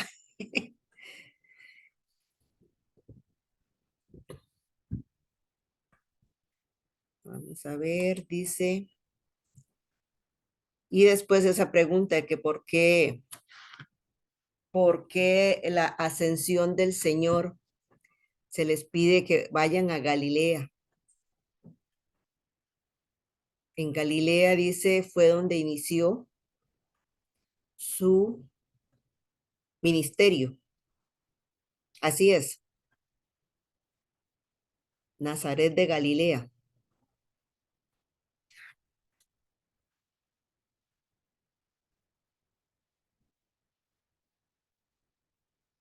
En ese, Ana, yo tengo mi reflexión porque ese de resurrección, para mí, ¿verdad? Hoy, no, bueno, yo pero mejor hablar de mí mismo, yo no vivo la resurrección suficientemente activamente, actualmente. Y siempre Semana Santa llega y el periodo de esos días después de domingo, resurrección, ¿verdad? Todas las semanas la resurrección, después todo el mes. Y vea, yo pienso mucho que ver como soy. Imagínese, prefiero o inmaduro en mi fe. Me gusta que hay un sacerdote, que él hace lo que... Y a veces ellos hacen todo porque ellos mismos sufren de ese clericalismo o como es. Y pero es lo que nos gusta. Queremos, yo pienso que para muchos hubiera sido mejor cuando Cristo muere en la cruz que ya termina, ¿verdad? Si era el libro, es un profeta, qué bonito sus enseñanzas y ya. ¿Me entiende? Yo pienso la resurrección es, obviamente es fe en las primeras años, primero en los primeros días y después en los primeros años no era una obsesión con un cuerpo allí o no, era los discípulos sentían o no podían ver bien qué era y hasta que cuesta describirlo en los evangelios, ¿verdad? Cómo parece Jesús después de morir, ¿verdad? No es claro, él aparece él está ahí y no reconoce pero eso me hace nervioso, porque realmente él no termina, como usted está llamando hoy, inicia en el desierto, después del desierto con el bautismo se inicia, después busca discípulos una vez, porque la meta del plan no es terminar con la muerte, es entregarse al extremo y de ahí nace, ¿verdad? Y si están naciendo, y si yo soy de la resurrección, bueno, no solo es intentar no ser pecadores, es tomar la nueva, ser nueva persona y aparte que sí digo, yo quiero evitar, mejor si hubiera solo muerto. Es que ahora yo soy parte del cuerpo de Cristo. Esa resurrección implica que soy el resurrección. Entonces, ¿qué? Ahora tengo que seguir sus enseñanzas, amar al prójimo al extremo, a lo que estamos hablando anteriormente. Y podemos verlo en nuestra sociedad, ¿verdad? Queremos poner tanta importancia a la iglesia y después la iglesia nos defrauda, después quedamos diciendo, ¿ves? No hay Dios, ¿verdad? Es como un ciclo de la sociedad, que eso ha pasado y sigue pasando. Y al final no es la iglesia, somos. Aquí las personas aquí en esa reunión somos. Y si la realidad de la resurrección es que ahora soy yo, o somos, con Cristo, injerto en mí, ¿verdad? Espero que pueda yo tomar este cruz y vivir la resurrección todos los días. Pero sí es más fácil y mejor identificarlo algo blanco y negro por allá que fue. Qué bueno es el sacerdote, qué malo. No, soy yo, somos nosotros, mi familia. Y eso es no fácil. Tal vez es imposible, pero igual Jesús no resucita solo. Él tiene la gloria, está dado por su Padre y todos esos, ¿verdad? Conocimientos que es el Espíritu Santo actuando. Entonces nosotros también abrir nosotros a eso para vivirlo.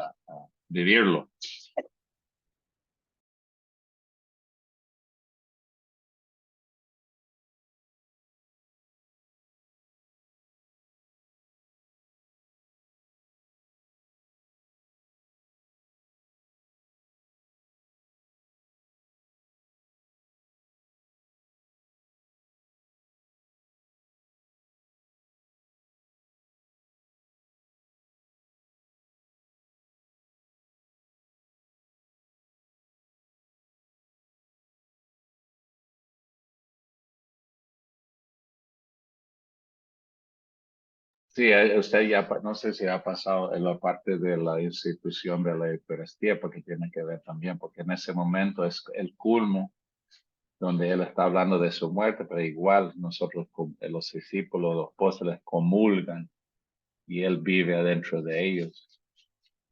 Parte de la resurrección es lo que estaba viendo en su documento. Digo, aquí no vi nada de la Eucaristía. Página 62. Uy, ¿dónde estoy? Más bien lo que sí aquí decía que Ay, ellos estoy no mal. entendían 125. 125. 22, 122. Ah, no, pero ya ese era otro capítulo.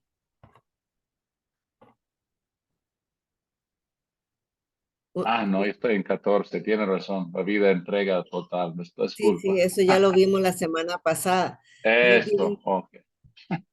más bien aquí hay una parte donde dice que es lo que decía ahora Calito, la resurrección final de nosotros va a ser en cuerpo y espíritu. Como nuestro Señor ahí que dice cuando se aparecía era incorpóreo cuando entraba estando las puertas cerradas. Pero también por acá en otra parte decía que lo veían compartir con él, que comía.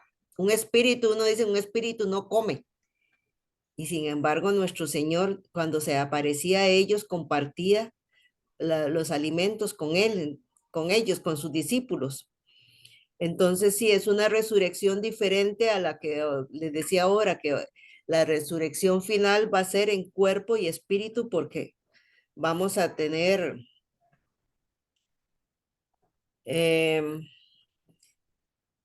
dice por aquí, dice, y le hicieron destacando que el resucitado era el mismo Jesús de Nazaret a quien se le podía tocar, que volvía a comer con sus discípulos, que estaba vivo y presente en la comunidad, ¿verdad? A la hora de expresar una vivencia de Jesús resucitado, los discípulos se encontraron con no pocas dificultades. O sea, era difícil para los discípulos, pues, hablarles de un Jesús resucitado que comía, pero que también era incorpóreo. Pero bueno, lo que le iban a leer Ya limpió la voz. dice, aquí ve, pues, porque cuando les dice vayan a Galilea,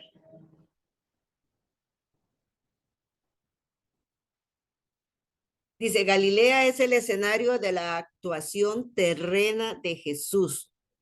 Ver al resucitado en la tierra de su actuación significa poder entenderlo plenamente.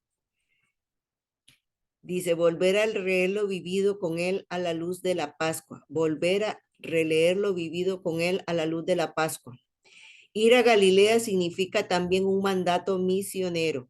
El evangelio no puede quedarse entre los judíos. Debe ir a los gentiles.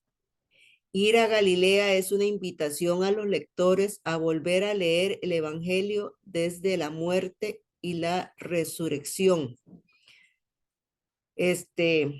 Como le destacábamos ahora en el Evangelio Marcos, allá donde decía que Nazaret es terreno de Galilea, pero escuchábamos, recordamos cuando Jesús sube a Jerusalén, ¿verdad? Que Pedro le dice que no, que van a ir a hacer a Jerusalén, donde va a vivir la pasión, que Jerusalén era el centro político de los judíos, ¿verdad? Entonces, pero sin embargo, para su ascensión, para el envío definitivamente de Jesús a sus discípulos, les dice que vayan a Galilea.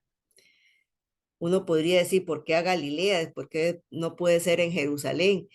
Y yo ahora también me ponía a pensar que la ascensión del Señor al cielo fue, no recuerdo si lo dice el Evangelio, fue en presencia solamente de sus apóstoles, de sus discípulos, o fue en presencia de más seguidores, esa ascensión del Señor al cielo.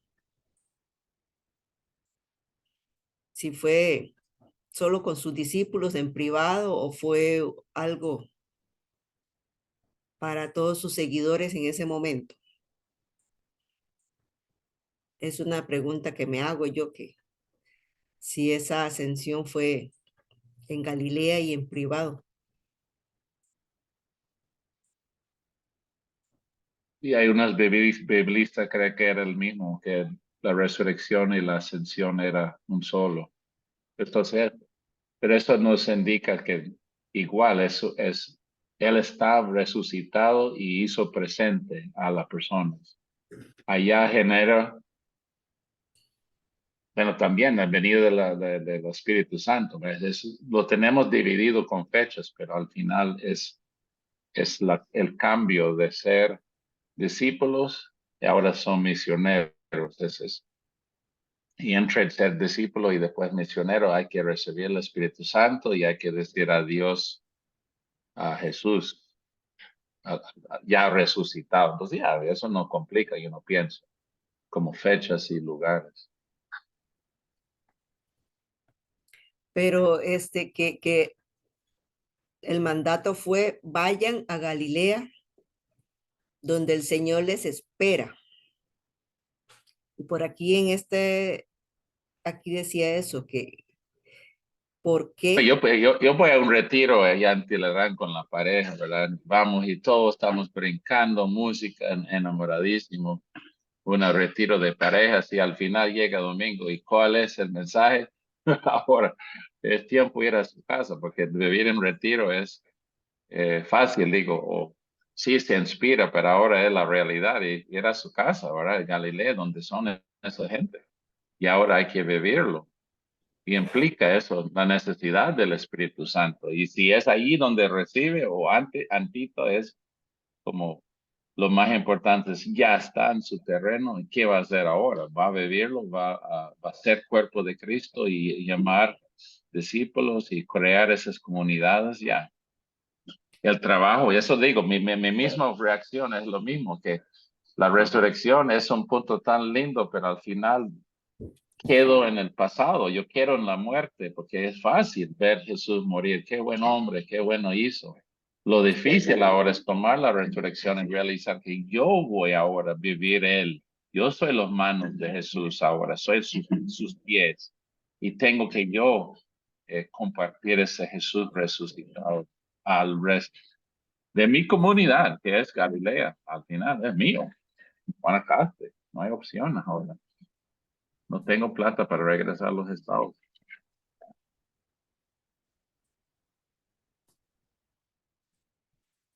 Sí, lo que estaba viendo aquí que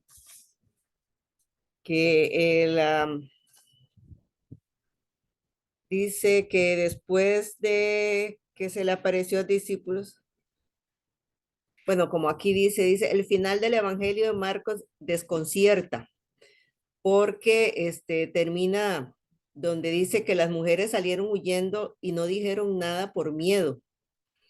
Entonces, que parece un final así desconcertante, como dice acá. Pero aquí en el mismo capítulo 16, pero ya en el versículo 9, en el versículo 9 dice que ya ella dice, María Magdalena, que habían echado 7 demonios, ella fue a comunicar la noticia a los que habían vivido con él, que estaban tristes y llorosos. Ellos, al oír que vivía y que había sido visto por ella, no creyeron. Y después de esto se apareció bajo otra figura a 2 de ellos, bueno, a los de discípulos de Maús. Pero veo a lo que comentaba al principio, ¿verdad? Que a las mujeres no les creyeron, estaban tristes y llorosos después de la muerte del Señor. no esperaban la resurrección, no escucharon que el mismo Señor les dijo que al tercer día Él iba a resucitar. ¿Verdad? Como nosotros en esta vida actualmente, digamos, actualizándolo nosotros, Dale, bueno, precisamente el Evangelio de mañana habla precisamente de la lectura de San Pablo a Timoteo, donde dice que para mí morir es Cristo y la muerte es ganancia. Y sin embargo, ¿qué va? Mentira que uno diga que la muerte es ganancia, o sea, que uno no le tenga miedo a la muerte, ¿verdad? Igual que los discípulos en este momento, a pesar de habían escuchado al Señor diciéndoles de su resurrección, ya no lo esperaban, no se lo imaginaban siquiera. Y nosotros también con todo lo que sabemos de la buena nueva, cuando visualizamos la muerte de un ser querido, la muerte pues muy cierta de nosotros será, podamos decir, como dice San Pablo, ¿verdad? Que para mí la muerte es ganancia porque es estar con Jesucristo, es llegar, esperemos, ¿verdad? Que nos dé el Señor esa misericordia de estar con Él. Pero vemos así nosotros la muerte. Creemos en la resurrección. Si Cristo no hubiera resucitado, vano sería nuestra fe, ¿verdad? Dice San Pablo también. Pero esto es una manera de reflexionar sobre nuestra vivencia diaria y cómo visualizar cuál es realmente nuestro destino. Yo toda mi vida yo no sabía de la Domingo Resurrección. Para 8 días es considerada un solo, ¿verdad? La semana después de Semana Santa. Y cómo tenemos organizado nuestro calendario, ¿verdad? Toda la Semana Santa es como el culmen, en vez de realmente poner no solo domingo, ¿verdad? Pero toda la semana después, una semana completa es un solo celebración de la resurrección. Y yo no sé, yo digo, es quejando de mi propia vida, es que ya esa Semana Santa es la grande cosa, llega domingo y la semana después. Pero estamos hablando de eso, es vivirlo en calendario, pero también es importante estar súper alegre después de domingo y andar feliz saludando a todos, siendo los aleluyas. Yo no lo hago. Yo digo, desde empezar ese curso con siendo diácono, ya estoy más consciente de esas fechas litúrgicas. Y ahora yo sí soy consciente de domingo a domingo es un solo. Qué bonito, ¿eh? Debe ser lo más importante esa semana en vez de la semana anterior, pero aunque yo entiendo, la Semana Santa sí es importante, pero la semana de resurrección debe ser igual, hasta más importante. Pero Marcos, recuerde cuando estamos en Navidad. Todo el mundo, ay, ve, hola, hola, feliz Navidad, feliz Es lo mismo. Navidad. Y se nos olvida que también felices Pascua de resurrección. Sí. Debe estar allá cuando saca los rosquillas, no antes. Sí, pero Pero nosotros no damos ese saludo, de saludar así con la misma alegría de decir felices exacto, Pascuas de resurrección. que no voy a morir. Bueno, de este mundo sí, pero no, yo tengo la garantía de la resurrección. Mínimo los viejos debemos comprender eso, ¿verdad? Claro, como dice, si Jesús no hubiese resucitado, vana sería nuestra fe. Bueno, no sé, algún otro comentario, cerramos aquí. Aquí tenía una oración a San José. He estado leyendo. Adelante, ¿Qué fue con adelante. ustedes? No, fue usted que estuve viendo lo del oratorio de San José, de que a San José, bueno, por lo menos nosotros no es un santo como que que lo recordemos tan con frecuencia que debía ser a San José. Bueno, vamos a concluir con esta oración a San José. En el nombre del Padre, del Hijo y del Espíritu Santo. Amén. Amén.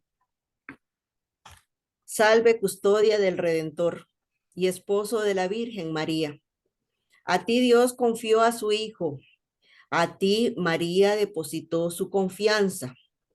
Contigo Cristo se forjó como hombre.